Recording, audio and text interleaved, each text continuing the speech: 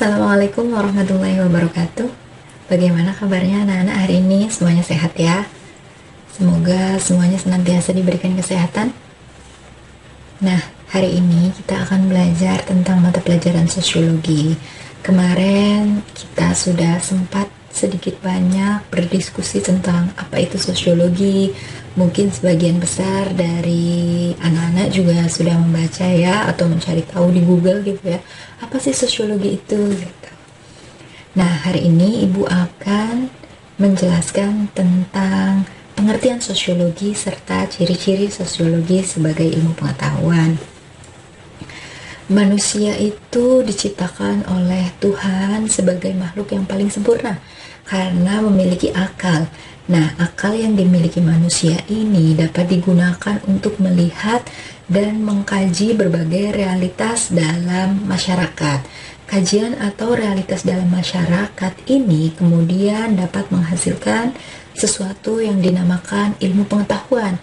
Sebenarnya ilmu pengetahuan itu dibagi dalam berbagai ilmu. Banyak ya. Nah, salah satunya ini adalah sosiologi, ilmu sosiologi. Sebenarnya apa itu ilmu sosiologi?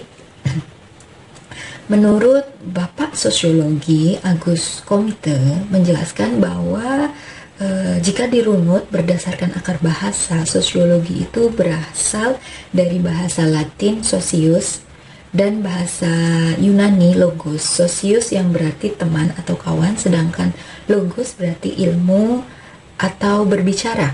Nah, secara harfiah berarti ilmu sosiologi itu memperbincangkan pergaulan hidup manusia. Sebenarnya ada cukup banyak pengertian sosiologi menurut para ahli. Ada menurut Selo Sumarjan dan Suleman Sumardi, di mana ilmu sosiologi merupakan ilmu yang mempelajari struktur sosial dan proses sosial termasuk perubahan sosial. Ada juga menurut Pitirim Sorokin, di mana sosiologi merupakan suatu ilmu yang mempelajari hubungan dan pengaruh timbal balik antar gejala sosial dan gejala non-sosial.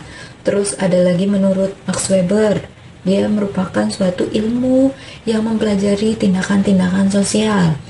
Ada menurut Mayor Polak, ilmu pengetahuan yang mempelajari masyarakat sebagai suatu keseluruhan, yaitu baik hubungan antara manusia dengan manusia, manusia dengan kelompok, kelompok dengan kelompok, baik secara formal maupun material, secara statis maupun dinamis gitu ya. Dan para ahli-ahli sosiolog yang lain masih banyak lagi.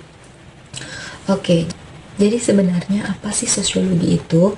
Jadi sosiologi itu bisa diartikan sebagai suatu ilmu yang membahas atau mempelajari tentang kehidupan manusia dalam masyarakat. Semua kehidupan manusia di dalam suatu masyarakat itu akan kita bahas di dalam sosiologi. Dia itu mempelajari tentang hubungan atau interaksi manusia dalam masyarakat, proses sosial, serta perubahan sosial. Nah, interaksi-interaksi yang terjadi di masyarakat ini biasanya menghasilkan ada nilai, norma, sistem pelapisan sosial, pengelompokan sosial, serta kebiasaan-kebiasaan yang dianut oleh kelompok atau masyarakat. Gitu ya. Jadi, semua kehidupan manusia di dalam masyarakat ini akan kita bahas dalam sosiologi. Bisa difahami ya semuanya ya. Nah, anak-anak, sebagai ilmu pengetahuan, sosiologi itu memiliki 4 ciri. Yang pertama itu empiris. Empiris ini berarti nyata, sesuai dengan keadaan yang kita temukan di lapangan gitu ya. Sosiologi dalam melakukan kajian tentang masyarakat berdasarkan hasil observasi atau pengamatan di lapangan gitu ya, atau di masyarakat. Berarti sosiologi ini sifatnya tidak spekulatif atau dugaan. Hasilnya harus objektif dan hanya menggunakan akal sehat. Jadi dia harus dapat diterima secara logis gitu. Gitu ya. Contohnya kita mengkaji tentang fenomena kemacetan di Jakarta seperti itu. Kita lihat fenomena kemacetan di Jakarta, oh Jakartanya ada, jelas dapat dibuktikan. Macet ketika dilihat di lapangan ditemukan kemacetan gitu ya. Beda lagi ketika mungkin kalian ada temannya yang bercerita, saya kemarin melihat hantu seperti itu. Namun ketika dikaji ternyata tidak ada, di sana tidak ada apa-apa gitu. Beda lagi ketika kita meneliti tentang fenomena kemacetan di Jakarta, itu benar-benar ada dan real dan logis gitu ya. Jadi sosiologi ini harus sesuai dengan kenyataan dan dia itu harus mampu dipertanggungjawabkan, jelas ada datanya seperti itu. Ciri yang kedua yaitu teoritis. Teoritis berarti sosiologi didasarkan pada hasil observasi yang kemudian dijadikan sebuah teori. Nah, tadi kan dari empiris kita melakukan sebuah observasi tuh hingga kita menemukan suatu kenyataan di dalam masyarakat gitu ya. Nah, dari apa yang kita temukan ini akhirnya sosiologi menyusun sebuah abstraksi atau menyusun sesuatu yang kita temukan di lapangan hingga akhirnya kita menarik kesimpulan yang menjadi sebuah teori. Mungkin kalau tadi contohnya begini, di empiris itu kan kita membahas tentang fenomena kemacetan di Jakarta. Nah, kita dalam observasi menemukan nih mungkin ada beberapa penyebab kemacetan di Jakarta.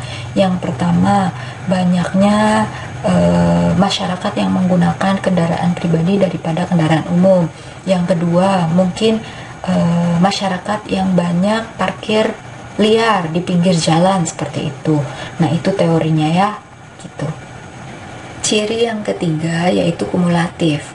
Nah, perlu anak-anak ketahui ya bahwa sosiologi ini tidak sembarangan dalam membangun suatu argumen. Jadi tidak menduga-duga, melainkan sebelumnya itu sudah ada teori-teori yang valid yang pada akhirnya menjadi suatu dasar terbangunnya teori-teori saat ini. Nah, sosiologi dalam ciri kumulatif ini dia itu berarti dibentuk berdasarkan teori-teori sebelumnya. Dia itu dapat memperbaiki, memperluas, dan memperhalus teori-teori lama agar sesuai dengan kondisi saat ini. Seperti itu ya. Jadi kan tidak mungkin ketika teori lama itu diterapkan dalam masyarakat kita yang saat ini. Masyarakat itu kan selalu bersifat dinamis dan selalu berubah-ubah ya. Jadi tidak bisa teori itu harus ada perluasan atau pembaharuan dalam artian memperbaiki gitu ya.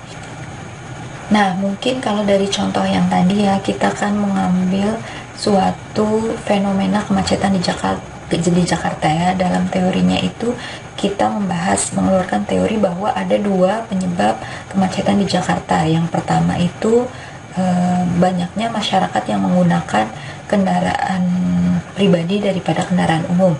Nah, penyebab yang kedua adalah banyaknya parkir secara liar di pinggir jalan. Mungkin kita ingin memperluas teori itu, menemukan gitu di lapangan dalam penelitian menemukan, oh ada 3 ternyata. Yang ketiga adalah kendaraan umum di Jakarta itu kurang layak untuk digunakan sehingga masyarakat lebih memilih untuk menggunakan kendaraan pribadi seperti itu. Oke anak-anak, ciri yang terakhir atau ciri yang keempat yaitu non-etis. Dalam ciri yang keempat ini, sosiologi itu berarti tidak memberikan pandangan baik atau buruk terhadap suatu fenomena ya. Jadi sosiologi itu lebih cenderung kepada menjelaskan suatu fenomena secara lebih ilmiah dan lebih mendalam seperti itu. Contohnya ketika tadi kita mengambil tentang fenomena kemacetan di Jakarta, kita tidak boleh melihat oh fenomena ini baik atau buruk untuk masyarakat, tidak seperti itu. Jadi kita lebih kepada menjelaskan mengapa sih kemacetan ini terjadi, kira-kira apa penyebabnya dan lain sebagainya seperti itu. Oke anak-anak, dapat dipahami ya semuanya ya. Nah anak-anak, jadi itu tadi 4 ciri-ciri sosiologi sebagai ilmu pengetahuan. Silahkan kalian pahami. Jika ada yang ingin ditanyakan, bisa kalian tanyakan di grup. Kita akan mendiskusikannya lebih lanjut di grup kelas mata pelajaran sosiologi.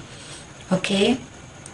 Nah, Ibu akan menyimpulkan pembelajaran kita pada hari ini bahwasannya sosiologi merupakan ilmu yang membahas dan mempelajari tentang kehidupan manusia dalam suatu masyarakat.